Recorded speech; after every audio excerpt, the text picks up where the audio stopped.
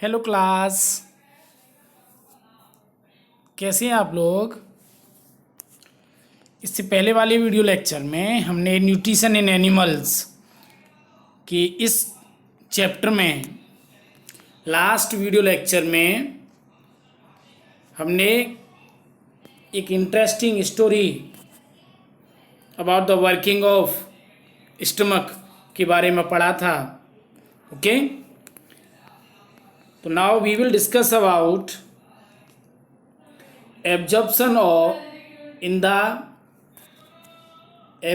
in the small intestine। Okay, कि किस तरीके से जो फूड है वो स्मॉल इंटेस्टाइन में डाइजेस्ट होने के बाद उसका एब्जॉर्प्शन होता है। ओके, तो the digestion food can now pass into blood vessels in the wall of the intestine. This process is called absorption. सबसे पहले तो आप ये डेफिनेशन लर्न कर लें कि व्हाट इज एब्जॉर्प्शन। एक्चुअली जो स्मॉल इंटेस्टाइन है उसकी जो वॉल्स है उसमें ब्लड वेसल्स होती हैं, ठीक है, और जो डाइजेस्टेड फूड है उन ब्लड वेसल्स में एंटर करता है, ठीक है, जिसे कि हम एब्जॉर्प्शन कहते हैं। ठीक है, the inner walls of the small intestine have thousands of the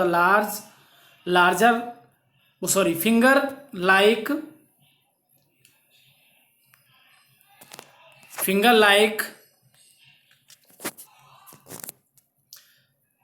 the inner walls of the small intestine have thousands of finger like outgrowths. These are called villi, singular villus।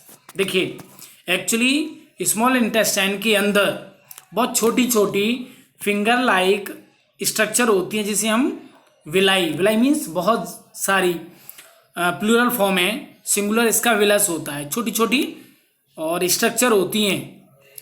अब इनका काम क्या होता है, तो इसका जो काम है विलाई का वो क्या है, एक तो ये वहाँ सरफेस एरिया इंक्रीज करते हैं, ठीक है, सरफेस एरिया जितना ज़्यादा होगा फूड भी डाइजेस्ट उतना जल्दी होगा, ठीक है। और दूसरा, इनके अंदर ब्लड वेसल्स होती हैं, स्मॉल ब्लड वेसल्स, ठीक है, तो the surface of the villi absorb the digest food material. तो जो विलाई हैं वो डाइजेस्ट फूड मटेरियल को एब्जॉर्ब करती हैं, ठीक है, और जो एब्जॉर्ब सब्सटेंसेस हैं उनको और डिफरेंट ऑर्गन्स, बाकी के जो पार्ट्स हैं बॉडी के, ठीक है, उनमें ब्लड वेसल्स के थ्रू ट्रांसपोर्ट किया जाता है, ठीक है। और वहां पे क्या होता है, they are use to build complex substance such as, वहां पर कॉम्प्लेक्स सब्सटेंसेस बनते हैं, ठीक है। तो आपको समझ में आया कि विलाई स्मॉल इंटेस्टाइन के अंदर का एरिया इंक्रीज करती है, ब्लड जो डाइजेस्टेड फूड है उसको एब्जॉर्ब करती है, और ब्लड वेसल्स के थ्रू वो डाइजेस्टेड फूड डिफरेंट ऑर्गन्स के में पहुंचता है, और वहाँ पर वो कॉम्प्लेक्स सब्सटेंसेस में जैसे प्रोटीन है, ठीक है, बॉडी के लिए उसमें कन्वर्ट हो जाता है, ठीक है। तो इस प्रोसेस को हम क्या बोलेंगे, एसिमिलेशन। ओके, क्या बोलेंगे, एसिमिलेशन। ओके,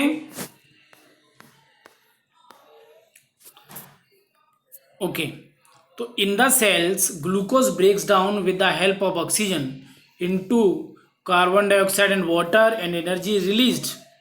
आपने रेस्पिरेशन प्रोसेस सुना होगा, तो एक्चुअली जो सेल्स में रेस्पिरेशन प्रोसेस होता है वो यही है। क्या होता है, इसमें जो ग्लूकोज है वो ऑक्सीजन की हेल्प से, मीन्स ग्लूकोज और ऑक्सीजन मिलके, ठीक है, उसमें से क्या क्या बनता है, ग्लूकोज ऑक्सीजन CO2 और वाटर में और टूट जाती है, ठीक है ना। जो ग्लूकोज है वो उसका जो ब्रेक डाउन हो जाता है किसमें, ऑक्सीजन, CO2 और वाटर, ठीक है, एंड एनर्जी इज रिलीज्ड, और एनर्जी रिलीज होती है। ठीक है, ओके। तो ऑक्सीजन की हेल्प से जो ग्लूकोज है वो CO2 और वाटर में टूट जाता है। ये प्रोसेस क्या कहलाता है? रेस्पिरेशन। ठीक है, और एनर्जी रिलीज होती है और वो एनर्जी हम लोगों को काम करने में हेल्प करती है। ठीक है, और जो फूड अनडाइजेस्टेड रहता है, ठीक है, और जो अनएब्जॉर्ब्ड है वो लार्ज इंटेस्टाइन में पहुंच जाता है। तो ये जो प्रोसेस है यहाँ, ये क्या प्रोसेस है? ये है रेस्पिरेशन, जिसमें ग्लूकोज ऑक्सीजन की हेल्प से CO2 और वाटर में ब्रेक डाउन हो जाता है उसका, और एनर्जी रिलीज होती है। ठीक है, चलिए अब हम बात करेंगे लार्ज इंटेस्टाइन। ठीक है, तो the large intestine is wider and shorter than small intestine. ये स्मॉल इंटेस्टाइन से चौड़ी होती है और उससे छोटी होती है। ये लगभग 1.5 मीटर, 1.5 मीटर लंबी होती है। ठीक है, तो इसका फंक्शन क्या है? ये वाटर को एब्जॉर्ब कर लेती है और कुछ सॉल्ट भी होता है उसके साथ, उसको भी एब्जॉर्ब कर लेती है अनडाइजेस्टेड फूड से, क्योंकि लार्ज इंटेस्टाइन में अनडाइजेस्टेड फूड पहुंच रहा है। तो ये पानी को और कुछ जो नमक होता है उसमें सॉल्ट होता है उसे सोख लेती है। ठीक है, और जो रिमेनिंग वेस्ट चीज़ें हैं वो रेक्टम में पहुंच जाती है। ठीक है, ओके। और रेक्टम में वहां पर ये सेमी सॉलिड फीसिस की फॉर्म में बनी रहती है। ठीक है, और एनस के थ्रू ये जो फीसल मैटर है ये टाइम टू टाइम बॉडी से बाहर निकलता रहता है। इसे हम क्या बोलते हैं? इजेशन। ठीक है, तो आपको ये प्रोसेस समझ में आए होंगे। तो हम ये भी कह सकते हैं कि जो स्टेप्स हैं डाइजेशन में वो क्या क्या हैं? सबसे पहले इंजेशन, उसके बाद डाइजेशन, और उसके बाद एब्जॉर्प्शन, उसके बाद यहाँ पर एसिमिलेशन, और उसके बाद वो इजेशन। ठीक है, चलिए अब हम बात करेंगे डाइजेशन इन ग्रास ईटिंग एनिमल्स। तो ये तो हम लोग हैं या एनिमल्स जो घास नहीं खाते हैं। ठीक है, लेकिन जो ग्रास ईटिंग एनिमल्स हैं उनमें डाइजेशन कैसे होता है? तो आपने देखा होगा जैसे काव, बफेलोज हैं या अदर जो ग्रास ईटिंग एनिमल्स हैं, ये खाना खाने के बाद ही अपना मुंह चलाते रहते हैं या खाने को चबाते रहते हैं। ठीक है, तो एक्चुअली होता क्या है कि वो जल्दी से ग्रास को निगल जाते हैं और इसे स्टोर कर लेते हैं अपने स्टमक में, जिसे हम र्यूमन बोलते हैं। क्या बोलते हैं? र्यूमन। ठीक है, तो यहाँ पर जो फूड है, ओके, वो पार्सली डाइजेस्ट होता है। ठीक है, पूरी तरीके से डाइजेस्ट नहीं होता। ठीक है, जिसे हम कड बोलते हैं। क्या बोलते हैं? कड। तो पार्सली जो डाइजेस्टेड फूड है दैट इज कड। लेकिन बाद में ये जो कड है ये मुंह की तरफ लौटता है छोटे छोटे लम्स के फॉर्म में, और एनिमल्स उसको चबाते हैं। ठीक है, इस प्रोसेस को र्यूमिनेशन कहते हैं, और ऐसे एनिमल जो ऐसा करते हैं उनको हम र्यूमिनेंट्स कहते हैं। ओके, तो बहुत इंपॉर्टेंट है what are rumination and what are ruminants. तो आप यहाँ से नोट डाउन कर सकते हो। ठीक है, अब ऐसा होता क्यों है एक्चुअली, तो ये भी आप समझ लीजिए। तो आप ये डायग्राम देख रहे हैं तभी समझाएंगे हम। The grass is rich in cellulose. Actually जो ग्रास है, घास है, उसमें सेलुलोज होता है। ये भी एक तरीके का कार्बोहाइड्रेट है। ठीक है, तो जो रूमिनेंट्स होते हैं जैसे कैटल है, डियर है, ETC, इनके अंदर जो बैक्टीरिया होते हैं, okay, helps in digestion of cellulose. ये सेलुलोज के डाइजेशन में हेल्प करते हैं।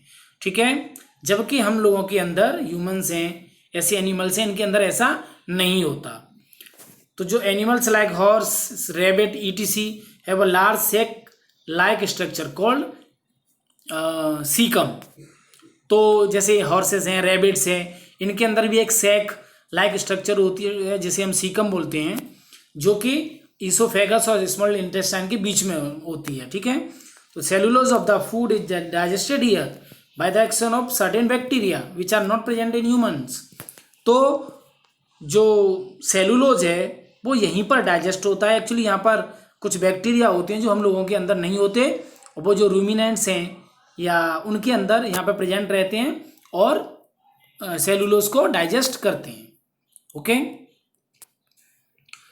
तो सो फार you have learned about animal the which possesses the digestive system, but there are many small organisms which do not have a mouth and a digestive system। देखिए यहाँ पर हमने जनरली उन लोगों के उन एनिमल्स ऑर्गेनिजम्स के बारे में पढ़ा है जिनके अंदर डाइजेस्ट सिस्टम होता है, लेकिन कुछ ऐसे ऑर्गेनिज्म भी हैं जिनमें डाइजेस्ट सिस्टम या माउथ नहीं होता।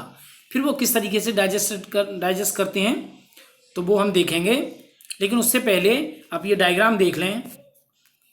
डाइजेशन सिस्टम ऑफ रूमिनेंट्स, आप यहाँ पे देख रहे हो ये ग्रास ईट करती है काव है या फिर बफेलो, तो यहाँ से सीधे पहले कहाँ पहुँचता है ये र्यूमन, ठीक है ना, और फिर यहाँ से फिर से वापस लौटता है।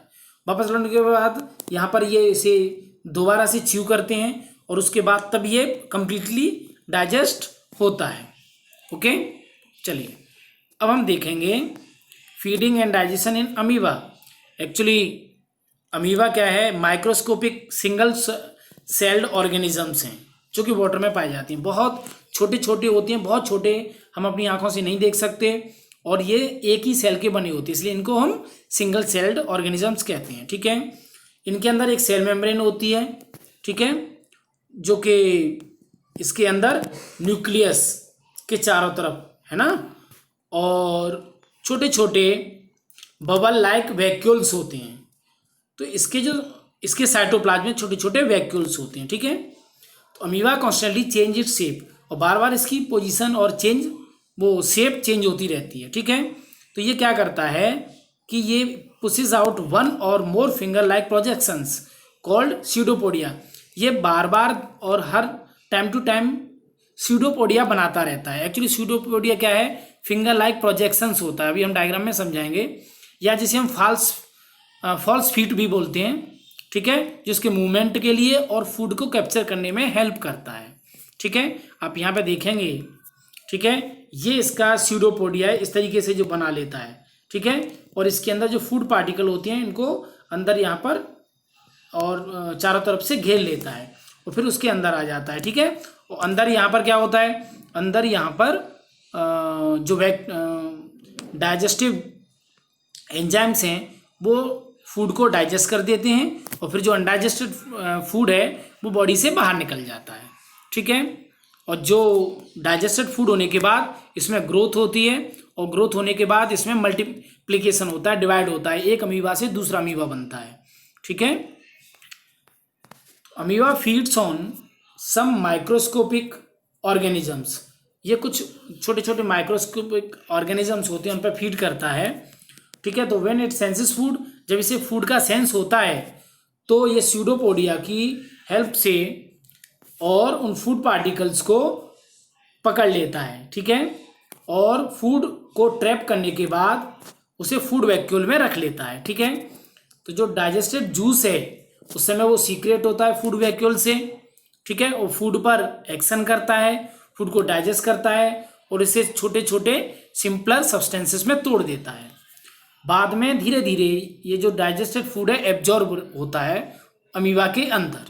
ओके, तो the absorb substances are use for growth, और जो एब्जॉर्ब सब्सटेंसेस हैं वो ग्रोथ के लिए, मेंटेनेंस के, मल्टीप्लिकेशन के लिए, मीन्स 1 से 2 अमीबा के वृद्धि में और हेल्प करते हैं। ठीक है, तो the undigested residue of the food is expelled outside the vacuoles, और ये जो अनडाइजेस्टेड रेजिड्यू है या जो बची चीज़ें हैं जो डाइजेस्ट नहीं हो पाई हैं वो बॉडी से बाहर निकल जाती हैं वैक्यूल के थ्रू।